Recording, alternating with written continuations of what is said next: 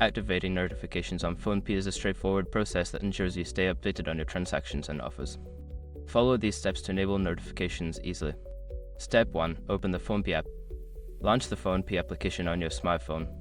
Make sure you are logged into your account. Step 2. Access settings. Tap on the profile icon or the menu option, usually located in the top corner of the app. Look for the settings option in the drop-down menu. Step 3. Navigate to notifications. In the settings menu, find and select the notifications section. This is where you can manage all notification preferences. Step 4. Enable notifications. Toggle the switch to enable notifications.